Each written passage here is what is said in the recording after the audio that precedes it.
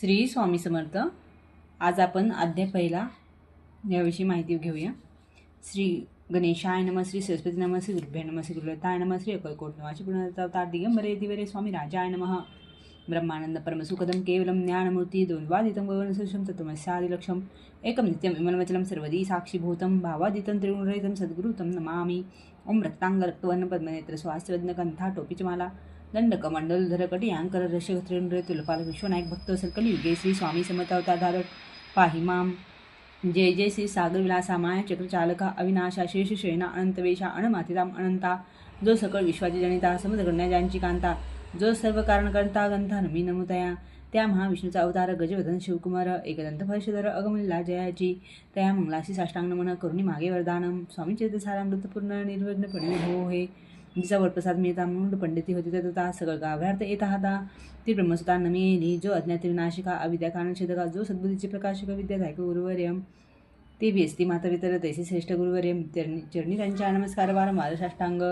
ब्रह्मा विष्णू महेश्वर तिन्ही देवांचा अवतार लीला विग्रह त्रिकुमार दत्तात्रय नमेला, धन संस्थापना कारणे युगायुगी अवतार घेणे, नानाविध वेश नटणे जगतपतीचे कर्तव्य, मग घेतसे अवतार प्रत्यक्ष जगा त्रिकुमार। अक्कलकोटे साचार प्रसिद्ध झाला स्वामी रूपे, कोठे आणि कोणत्या काळी, कोण्या जाती तर कोणत्या कोळी, कोण वर्णाश्रम धर्म कोळी कोणासही कळेना, ते स्वामी नामे महासिद्ध अक्कलकोटी झाले प्रसिद्ध। चमत्कार दाविले नानाविध भक्त म्हणून पुरविले, त्याचे साष्टांग नमोनी करी प्रार्थना कर जोडुनी, आपला विख्यात महिमा जनी याचे योजिले, करता आणि करिता तुझे एक स्वामीनाथा, माझे आठायवरता मी पणाची नसेची, ऐसे एकूण स्तुती संतोषली श्री स्वामी राजमूर्ती, कवी लागे अभय देती वर धसते करोणी, आता नमो साधुवृंद ज्यासी नाही भेदाभेद, ते सातू सुखी आनंदमयी सदोदित राहती। व्यास वाल्मिकी महाज्ञानी बहुत ग्रंथ रचले ज्यांनी, वारंवार त्यांच्या चरणी नमन माझे साष्टांग।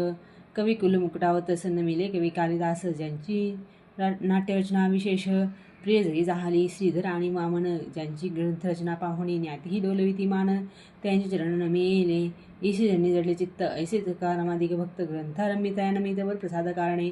अहो तुम्ही संतजनी मज दिनावरी कृपा करुणी, आपण हृदयस्थ राहुणी ग्रंथरचना करवावी।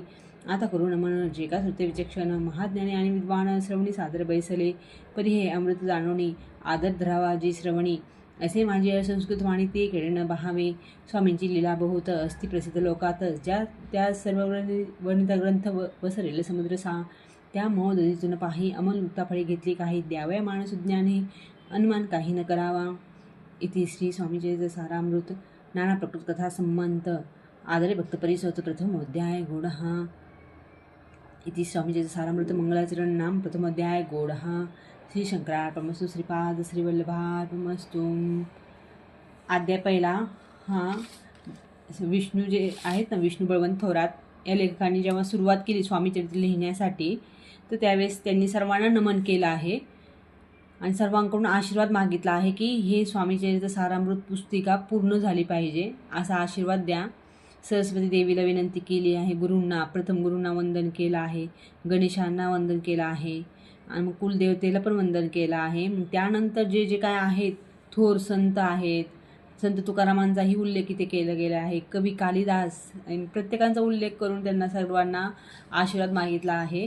आणि मी काय सामान्य मनुष्य आहे, म्हणजे मी फक्त एवढं मोठं पाऊल उचलतोय, स्वामी चरित्र लिहिणं म्हणजे सोपं नाही आहे, गुरूंचं चरित्र लिहायचं आहे, तर स्वामी तुम्ही पण मला कृपा करा असं म्हणत त्यांनी हे जे आहे म्हणजे दत्त अवतार जे आहे ब्रह्मा विष्णू महेश्वर यांनाही विनंती केली आहे। मी तुमचं सार मांडत आहे स्वामीचरित्र सारामृतमध्ये, अमृताचं सार मांडत आहे, तर त्याच्यासाठी आशीर्वाद सगळ्यांकडून मागितला आहे त्यांनी। अशा प्रकारे हा पहिला अध्याय आहे।